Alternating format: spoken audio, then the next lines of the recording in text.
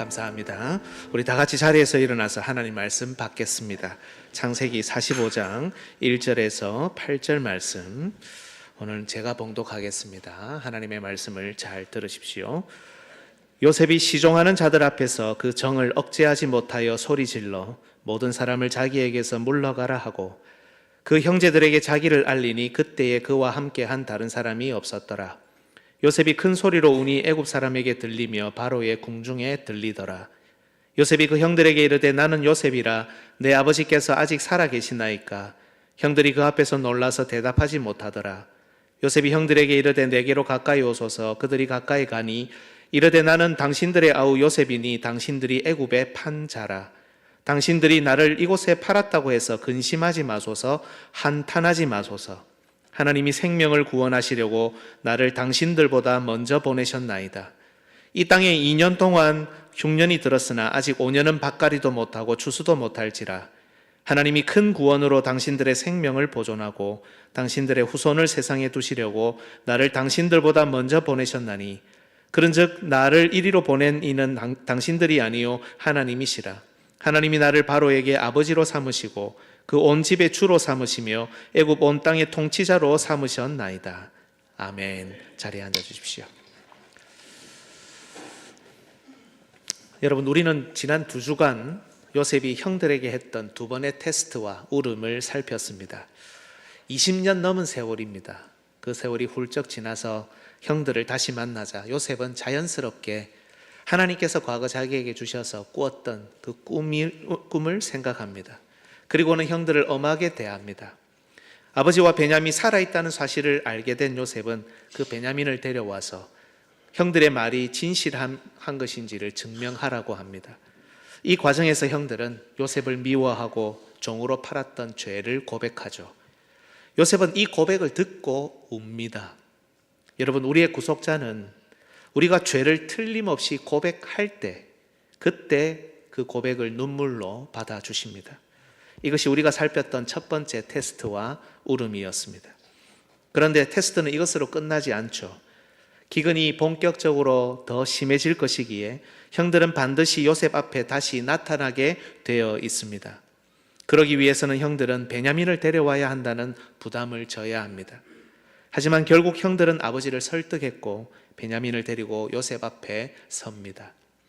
이것으로 요셉은 감사하게도 형들이 더 악해지지 않았다는 사실을 알게 됩니다. 참혹한 세월을 살았을 아버지가 하나님 섭리에 베냐민을 맡겼다는 것도 알게 됩니다. 아버지와 베냐민의 생존을 확인한 요셉은 다시금 눈물을 흘립니다. 그리고 요셉은 그들을 자신의 집으로 초청해 즐거운 식탁을 제공합니다. 여러분, 우리의 구속자는 죄를 고백하며 인생을 걸고 나아온 자들에게 언제나 즐거운 식사를 제공하십니다. 이것이 우리가 살폈던 2번째 테스트와 울음이었습니다. 이제 요셉의 마지막 테스트 그리고 그 울음을 살필 차례입니다. 여러분, 요셉은 이미 비록 2번의 테스트로 많은 것을 알게 되었고 또 많은 것을 얻게 되었지만 요셉은 멈추지 않습니다. 이 과정을 거쳐오면서 요셉이 생각하고 결심하고 드러내려고 했던 마지막 하나가 남았기 때문입니다. 그것은 바로 용서와 화목 그리고 회복입니다. 여러분, 우리가 하나님을 신실하게 그래도 믿고자 하는 신자이기 때문에 우리도 이런 용서, 이런 화목, 이런 회복을 꿈꾸죠. 개인적으로도 그리고 가정적으로도 교회적으로도 그렇습니다. 이런 용서와 회복이 우리 삶 가운데 풍성해야 미래가 밝다는 것 우리가 이미 인지하며 알고 있습니다. 하지만 이것을 간절히 바라면서도 이것이 신앙적으로 맞다는 사실 알면서도 실전에 딱 들어가면 잘 노력하지 않고 준비하지 못하는 경우가 많습니다.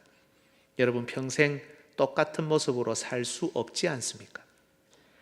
우리의 귀한 이 시간, 이 남은 생을 반목과 갈등 그리고 분쟁으로 보낼 수 없지 않습니까? 이것이 지금 우리가 요셉의 테스트와 울음을 세밀하게 살피는 이유입니다. 그리고 오늘 우리는 요셉의 이 테스트와 울음을 통해 용서와 화목, 회복의 가치를 우리 가슴에 새기게 될 것입니다. 오늘 설교를 통해 이것을 경험하며 우리 가정과 교회가 이 세상에 보존되고 또 미래를 향해 걸음을 힘차게 옮길 수 있기를 예수님의 이름으로 축복합니다. 오늘 설교의 주제는 이것입니다. 우리 함께 읽겠습니다. 시작. 우리의 구속자는 희생과 용서를 통해 교회를 화목하게 이끄신다. 이를 위해 저는 첫 번째 유다의 희생, 두 번째 요셉의 용서, 이 순서로 하나님의 말씀을 전하겠습니다. 첫 번째 유다의 희생입니다. 여러분, 요셉과 함께 즐거운 식탁을 나누던 형제들은 이제 가나안으로 돌아가려고 합니다. 그래서 요셉은 사람을 시켜 양식을 채우고 각자의 돈을 다시 넣습니다. 그런데 이때 요셉은 또 이상한 행동을 하나 합니다. 바로 자기의 은잔을 베냐민의 자루에 은밀히 넣어둔 겁니다. 우리는 요셉이 왜 이렇게 하는지 이미 알고 있죠. 이건 테스트고 테스트를 위한 함정입니다. 베냐민을 종으로 잡아두겠다는 것이죠. 여러분, 요셉은 왜 이런 방식과 내용의 테스트를 해야 할까요? 일전에도 살폈지만 지금 애굽에서 여러분, 요셉과 형들 사이에 일어나는 이 모든 일은 약 20년 전 형들이 요셉에게 했던 그 모든 일의 정확히 반대입니다. 이전에 그들은 요셉의 통치권을 거부했습니다. 하지만 이제는 그들이 요셉의 발 아래 이미 2번 엎드렸고 오늘 우리가 살피는 부분에서 3번째 엎드립니다. 44장 14절입니다. 유다와 그의 형제들이 요셉의 집에 이르니 요셉이 아직 그곳에 있는지라 그의 앞에서 땅에 엎드리니. 하나님 참 집요하시죠. 통치권을 거부했던 그들이 3번이나 땅에 엎드리게 하시는 겁니다. 그리고 이들은 정확하게 이 모든 과정에서 요셉의 지시대로 계획대로 움직이고 있습니다. 통치가 본인들은 인지 못했다 할지라도 실현되고 있죠. 또한 과거에 그들은 요셉을 땅 아래에 그 구덩이에 가두어서 죽음의 공포를 느끼게 했습니다. 애굽의 종으로 팔았습니다. 그래서 요셉은 애굽에서 감옥에 갇히기도 했죠. 하지만 이제는 그들이 요셉에 의해 죽음의 공포를 느낍니다. 또한 감옥에 갇혔고 종으로 잡혔습니다. 정확히 반대가 일어났죠. 예전에는 그들이 요셉의 옷을 벗기고 찢었지만 이제는 그들이 자기의 옷을 찢습니다. 44장 13절 그들이 옷을 찢고 각기 짐을 나귀에 싣고 성으로 돌아가니라. 여러분, 이런 과정을 밟아야 하는 이유가 무엇입니까? 일전에도 말씀드렸지만 진정한 회개는 말로만 하는 게 아니기 때문입니다. 정말 자기의 그 행위들에서 돌이켜야 하기 때문입니다. 그게 회개이기 때문입니다. 하나님께서는 용서와 화목 그리고 회복이라는 공동체에 정말 중요한 가치를 심으시기 위해 요셉을 통해 형제들을 정확한 회개의 길로 하나하나 밟도록 인도하고 계시는 겁니다. 베냐민을 잡아 종으로 두는 이유도 여러분 정말 분명합니다. 이전의 형들은 어리다는 이유로, 동생이라는 이유로 요셉을 치리자로 받아들이지 않았습니다. 그죠? 그를 미워했습니다. 그의 목숨을 가볍게 생각했습니다. 그를 받아들여야 하는데 그걸 하지 않고 그 희생을 감당하지 않았던 겁니다. 이제 요셉은 죄를 고백하며 하나님 섭리에 자기를 맡기고 들어온 이 형들이 과연 자기보다 더 어린 막내 동생 베냐민을 가치 있게 여기며 그의 목숨을 지킬 것인가, 희생할 수 있는 것인가, 이걸 확인하려고 하는 겁니다. 그래서 요셉은 다시 한번 베냐민을 포함한 그들 전체를 극한의 상황으로 몰고 갑니다. 이때 유다가 나섭니다. 여러분 기억하시죠? 요셉을 팔 때 유다가 결정적인 역할을 했었습니다. 물론 형제들이 요셉을 죽이는 건 유다가 막았습니다. 하지만 지나고 나서 보니 그는 충분히 권위가 있었고 충분히 설득할 수 있었습니다만 설득하지 않았고 요셉을 팔도록 한 장본인이었습니다. 그의 죄는 사실 씻기 어려운 수준입니다. 하지만 창세기 38장의 사건을 지나면서 그래도 유다가 준비되었네요. 자기의 목숨을 걸어 동생을 지키고 가정을 지키며 이 공동체가 더 나빠지지 않도록 해야 한다는 것을 알게 되었습니다. 그가 아버지에게 자기의 목숨을 담보했던 대로 지금 유다는 애굽 총리를 설득해 베냐민을 지키려고 나선 겁니다. 유다가 애굽 총리를 설득하는 긴 내용이 여러분 창세기 44장 16절부터 오늘 본문 앞까지인 34절까지 등장합니다. 여러분 놀랍게도 유다의 이 말은 16절부터 34절까지 이 말은 길죠, 그죠? 창세기에서 한 사람이 말하는 가장 긴 장면입니다. 가장 길게 말하는 장면입니다. 성령 하나님께서는 유다의 이 긴 말을 설득하는 말을 여기에 그대로 담아 두셨습니다. 우리가 이걸 읽고 그 의미를 묵상하라고 말입니다. 그렇다면 여기서 우리는 무엇을 발견해야 할까요? 먼저 16절을 보십시오. 같이 한번 읽겠습니다. 유다가 말하되 우리가 내 주께 무슨 말을 하오리이까? 무슨 설명을 하오리이까? 우리가 어떻게 우리의 정직함을 나타내리이까? 하나님이 종들의 죄악을 찾아내셨으니 우리와 이 잔이 발견된 자가 다 내 주의 노예가 되겠나이다. 여러분, 여기서 돋보이는 말이 무엇입니까? 하나님이 종들의 죄악을 찾아내셨으니입니다. 유다는 지금 이 상황이 자기들이 요셉에게 저질렀던 죄와 연결되어 있음을 은근히 고백하고 있습니다. 하나님이 우리의 죄악을 찾아내셨습니다. 유다를 비롯한 형들은 이미 첫 번째 테스트에서 상당히 그들의 죄를 고백했습니다만, 이제 유다는 온 형제들을 대표해 좀 더 하나님 앞에 자신을 세우며 더 분명히 그 죄를 고백합니다. 그러면서 유다는 말을 이어갑니다. 우리가 이 내용을 다 읽지는 않겠습니다만, 유다가 이어가고 있는 이 긴 말의 핵심이 무엇입니까?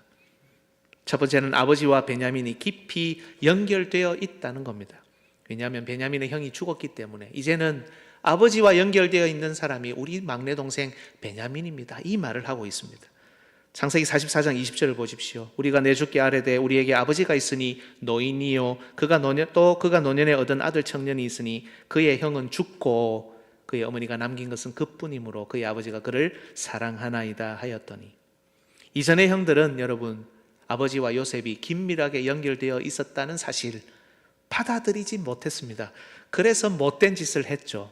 그걸 못 받아들이니까. 하지만 지금은 베냐민이 요셉을 대신할 사람으로 아버지와 긴밀하게 연결되어 있다는 사실을 인정하며 받아들이며 고백하고 있습니다. 그 일을 위해 심지어 자기 목숨을 내어놓으면서 말입니다. 정말 이걸 길게 설명한 유다는 그 말 끝에 이 말을 덧붙입니다. 그게 33절 34절입니다.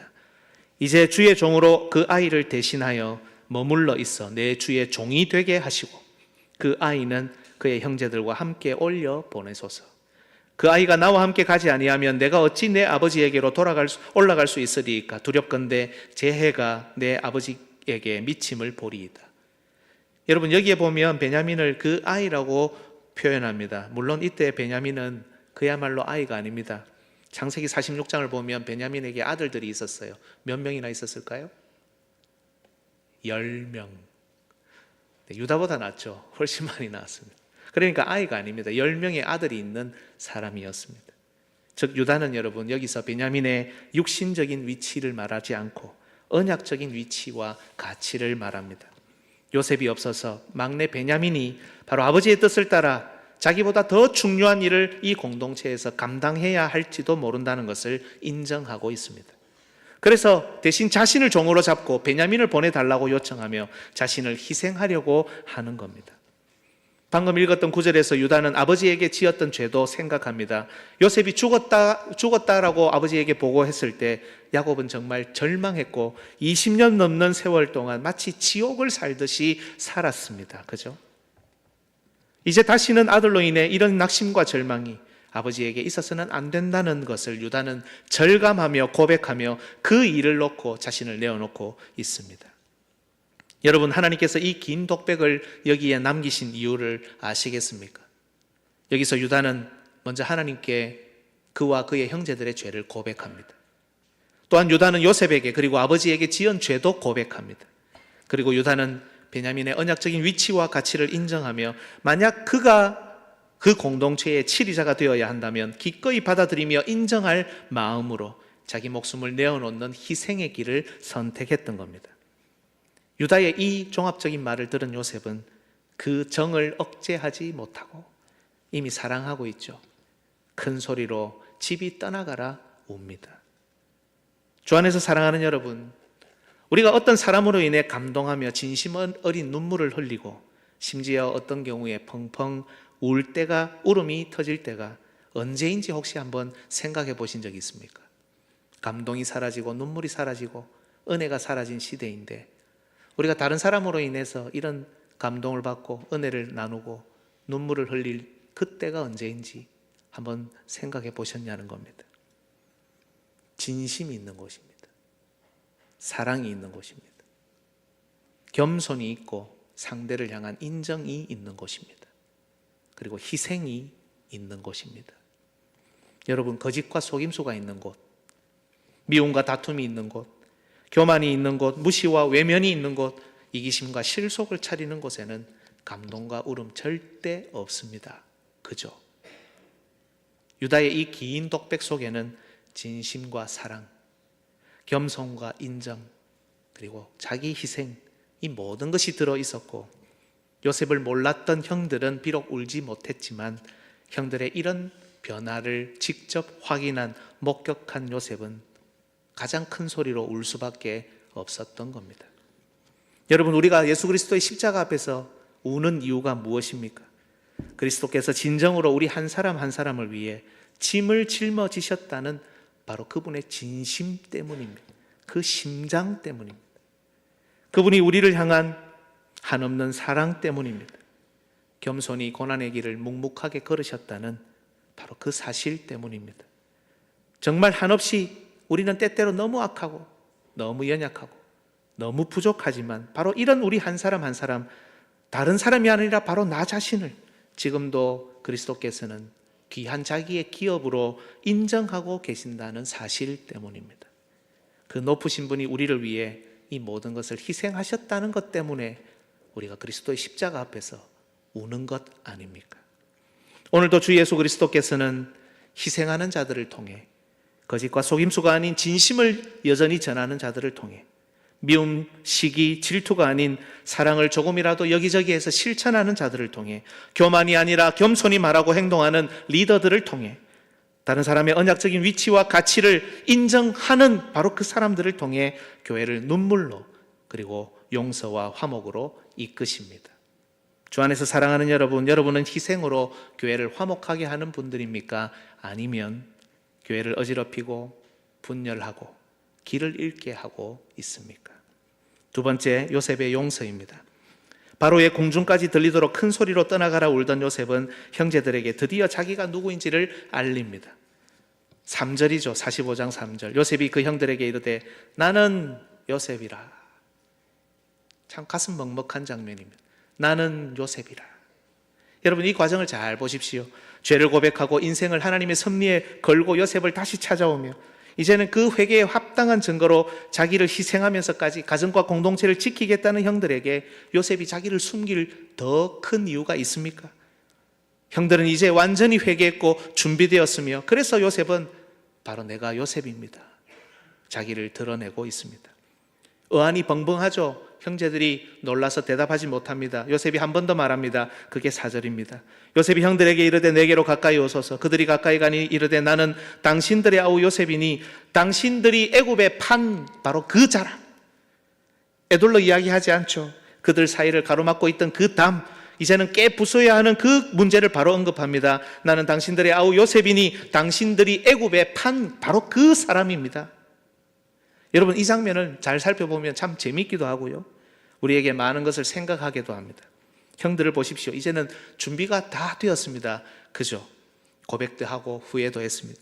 하나님을 두려워하기도 하고, 하나님이 우리의 죄악을 찾아내셨습니다. 고백하기도 하고, 그래서 남은 동생을 지키려고도 합니다. 말만 한 것이 아니라 비록 본인들은 인지를 하지 못했다 하더라도 정확하게 그 반대되는 행동들을 밟아가면서 이제는 용서받고 화해하고 회복될 그 모든 준비, 완전한 준비를 다 마쳤습니다. 그죠? 그런데 그들 죄의 가장 핵심, 요셉에게 고백하지는 않았습니다. 요셉에게 말은 했지만 요셉인지 모르고 말했을 뿐입니다. 따라서 그들은 사실 그들의 회개, 그들의 변화, 결실을 맺기 어렵습니다. 그 결과도 아무도 예측할 수 없습니다.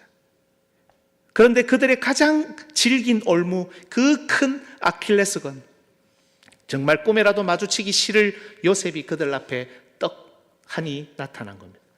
그간 그들을 엄하게 대하고 그들의 목숨줄을 쥐고 흔들었던 애굽 총리가 바로 요셉이었던 겁니다. 그 요셉이 말합니다. 내가 요셉입니다. 당신들이 애굽에 팔았던 바로 그 요셉입니다. 이때 이들이 받았을 충격 얼마나 컸을까요? 정말 엄청났을 겁니다. 그 순간 정말 오만 생각이, 모든 감정들, 모든 장면들이 머리를 스치고 지나갔을 겁니다. 기쁨과 감사가 아니라 여러분, 놀랍지만 곧 이어 찾아온 것은 두려움과 공포였을 겁니다. 하지만 바로 이 자리에서 당신들이 애굽에 팔았던 이 아킬레스건을 해결해야 합니다. 아무리 회개했다지만 변화되었다지만 여러분, 이건 형들이 해결할 수 없는 거잖아요. 요셉 외에는 형들의 죄를 해결할 수 있는 사람이 없습니다. 그러면 요셉이 이걸 어떻게 해결합니까? 다음 구절을 보십시오. 45장 5절입니다. 당신들이 나를 이곳에 팔았다고 해서 근심하지 마소서, 한탄하지 마소서. 하나님이 생명을 구원하시려고 나를 당신들보다 먼저 보내셨나이다. 여러분, 팩트는 이겁니다. 당신들이 이곳에 나를 팔았다. 이게 팩트입니다, 여러분. 그죠? 그런데 요셉의 다음 말이 뭡니까? 하나님이 생명을 구원하시려고 나를 당신들보다 먼저 보내셨습니다. 요셉이 자기의 꿈을 제대로 해석한 내용이 바로 이 장면에서 여러분 등장합니다. 요셉이 말을 이어갑니다. 6절입니다. 이 땅은 2년 동안 흉년이 들었으나 아직 5년은 밭갈이도 못하고 추수도 못할지라. 지금 애굽, 가나안, 특히 야곱 가정이 겪고 있는 기근은 우연한 일이 아닙니다. 하나님 섭리 아래에서 일어난 일이고, 아주 오래전에 하나님께서 요셉에게 은밀히 그 시작점만, 그 힌트만 가르쳐 주셨던 내용이었습니다. 그리고 이 기근은 아직도 5년이나 더 지속될 겁니다. 이 구절은 왜 요셉이 당신들이 나를 이곳에 팔았다라는 팩트를, 우리는 팩트가 중요하다 하잖아요. 그런데 이 팩트를 달리 해석하는지를 우리에게 보여줍니다. 이 하나님의 섭리 아래에 있는 일 때문에 하나님께서 형들의 사실은 있어서는 안 될 미움과 분노까지 사용하셔서 요셉을 먼저 애굽에 보내 준비하셨다는 겁니다. 다른 사람의 꿈을 해석하던 요셉이 이 모든 과정을 지나면서 하나님께서 자기에게 주신 꿈을 제대로 이해하고 해석합니다. 그리고 이 해석 때문에 이 모든 일이 하나님의 섭리 아래에 일어난 일이라는 이 깊은 이해 때문에 요셉은 형들을 용서할 수 있었고, 형들의 희생, 그들의 회개를 완성할 수 있었던 겁니다. 죄지은 형들이 아무리 고백했다지만, 아무리 회개했다지만, 아무리 변화되었다지만 결코 마무리할 수 없었던 바로 그 죄를 요셉이 용서를 통해 맺어질 수 있었던 겁니다. 45장 7절과 8절 우리 같이 한번 읽어볼까요? 시작. 하나님이 큰 구원으로 당신들의 생명을 보존하고 당신들의 후손을 세상에 두시려고 나를 당신들보다 먼저 보내셨나니, 그런즉 나를 이리로 보낸 이는 당신들이 아니요 하나님이시라. 하나님이 나를 바로에게 아버지로 삼으시고 그 온 집의 주로 삼으시며 애굽 온 땅의 통치자로 삼으셨나이다. 아멘. 여러분, 앞구절에는 당신들이 나를 팔았다, 그러나 하나님이 나를 보내셨다 같이 언급했죠. 그랬던 요셉이 이제 당신들이 나를 팔았다를 지웁니다. 그런즉 나를 이리로 보내신 이는 당신들이 아니고 하나님입니다. 그들의 생명을 보존하시고 그들을 구원하시고 그들을 결국 번성하게 하시려고 형들이 아니라 하나님께서 그 크신 섭리 아래에서 이 일을 행하셨다고, 팩트가 중요한 게 아니라 이 일을 해석하는 그 해석이 요셉의 입에서 흘러나온 겁니다. 여러분, 잘 보시면 요셉은 여기서 용서라는 단어를 한마디도 사용하지 않습니다. 진정한 용서는 여러분 말이 아니라 자세이고 이해이며 해석이기 때문입니다. 요셉도 처음에는 몰랐습니다. 그죠? 지난 20년 넘는 세월을 지나며 모든 것이 처음부터 이해됐던 것은 아닙니다. 하지만 요셉은 우리와 달랐습니다. 성실했습니다. 진심이었습니다. 매사의 신앙으로 최선을 다했습니다. 한순간 한순간 그렇게 보냈습니다. 이러쿵저러쿵 말하지 않았습니다. 원망불평하지 않았습니다. 하나님과 그렇게 동행했습니다. 형들을 만나면서 꿈이 다시 생각납니다. 테스트를 진행하면서 울음이 터지면서 요셉은 자신이 꾸었던 꿈을 점점 더 제대로 이해하고 해석하기 시작했습니다. 그리고 마지막 울음이 터지면서 그는 형들에게 당신들이 아니라 하나님이 나를 보내셨습니다. 그 해석을 믿고 신뢰하며 전달하며 그들을 그 해석으로 용서한 겁니다. 용서라는 말이 아니라 하나님의 뜻과 계획을, 그에 관한 요셉의 진심 어린 해석을 전했던 겁니다. 여러분, 마지막 장면을 볼까요? 읽지는 않았지만 14절 15절 같이 한번 읽겠습니다. 자기 아우 베냐민의 목을 안고 오니 베냐민도 요셉의 목을 안고 우니라. 요셉이 또 형들과 입맞추며 안고 우니 형들이 그제서야 요셉과 말하니라. 여러분, 여태껏 요셉만 울었습니다. 그죠? 당연합니다. 형들은 애굽 총리에게 말을 했지 요셉에게 고백한 게 아니기 때문이죠. 하지만 이제 베냐민을 비롯한 모든 형제가 울며 말을 나눕니다. 요셉의 용서가 그들의 회개, 그들의 고백, 그들의 변화를 맺어지고 완성하고 다 이루었기 때문입니다. 주 안에서 사랑하는 여러분, 우리 역시 형들과 같은 은혜를 이미 누렸습니다. 한번 생각해 보십시오. 우리가 죄를 고백합니다. 그죠? 기도 때마다 지었던 죄가 떠올라서 우리가 고백합니다. 회개합니다. 그리고 변화되었다고 주장합니다. 그런데 여러분, 이게 완전한 겁니까?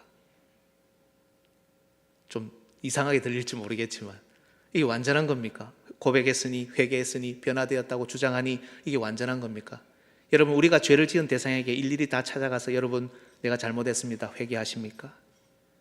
여러분의 변화된 모습을 그들에게 증거로 제시합니까? 비록 우리는 진심으로 죄를 고백하고 회개하며 정직한 변화를 드러내기도 하지만 여러분, 이 행위 자체만으로는 완전하지 않습니다. 이건 어쩌면 엉터리일 수도 있습니다. 그렇지 않습니까? 하지만 이것이 완전해지는 이유는, 이것이 완성된 이유는 예수 그리스도께서 우리에게 베푸신 완전한 용서 때문입니다. 어쩌면 우리는 평생 우리가 죄를 범한 사람들에게, 모든 사람에게 용서를 구하지 못할 수도 있습니다. 하지만 성령께서 우리의 마음에 역사하시듯 성령께서 우리의 회개를 받아 그들 마음에도 역사하십니다. 무엇보다 우리가 진정 죄를 범한 대상인 우리의 구속자께서 우리의 고백, 우리의 회개, 우리의 변화를 완성하십니다. 그것이 우리가 받은 구속자의 용서입니다. 오늘도 우리의 구속자이신 예수 그리스도께서는 용서라는 교회와 성도의 무기를 사용하기를 원하십니다. 이건 우리에게서 나올 수 있는 것이 아닙니다, 여러분. 이것은 오직 신앙으로만 가능합니다. 말씀에 대한 해석으로만 가능합니다. 하나님 섭리를 믿는 신앙, 말씀을 이제는 해석하는 바로 그 믿음이 20년 세월을 뛰어넘고 숱한 어려움과 고난을 뛰어넘으며 한탄과 비통함, 실망과 낙심을 뛰어넘어서 용서를 가능하게 합니다. 그리고 이 용서는 서로가 서로에게 고백하는 것을 드디어 완성합니다. 아무리 변화되어도 그 변화를 여러분 용서하지 않으면 그 변화는 완성될 수 없잖아요. 아무리 죄를 서로 고백해도, 진정으로 돌이켜도 용서하지 않으면 그 고백과 돌이킴은 완성되지 않습니다. 용서하지 않으면 교회는 화목할 수 없고, 그래서 용서하지 않으면 교회는 보존될 수 없는 겁니다. 더 큰 상처와 아픔이 가정과 교회를 덮을 겁니다. 가정과 교회는 용서를 통해 상처와 아픔을 덮고, 용서를 통해 이 땅에 보존되며, 용서를 통해 앞을 향해 전진할 힘을 얻게 됩니다. 주 안에서 사랑하는 여러분, 이 시리즈를 마무리하면서 여러분에게 질문합니다. 여러분은 용서할 수 있습니까? 여러분은 용서할 마음도 있습니까? 여러분은 자존심과 교만, 거짓과 속임수가 아니라 진심, 사랑, 겸손, 인정, 희생으로 서로 죄를 고백하며 용서를 구할 수 있습니까? 지난 3주간 우리는 요셉의 테스트와 울음을 보며 요셉 이야기의 이 하이라이트 장면을 살폈습니다. 오직 우리가 가지고 있는 최고의 가치, 기독교 정신, 말씀의 정신, 그리스도의 십자가의 용서를 통해 우리 가정과 교회가 화목하기를 축복합니다. 용서를 통해 우리 교회가 보존되고, 용서를 통해 우리 가정과 교회가 미래를 향해 전진하기를 축복합니다. 용서를 통해 그리스도의 십자가가 선명하게 우리 가운데 드러나며 우리의 부족은 가려지고 우리의 부족한 모습이 용서를 통해 완성되기를 예수님의 이름으로 축복합니다. 아멘.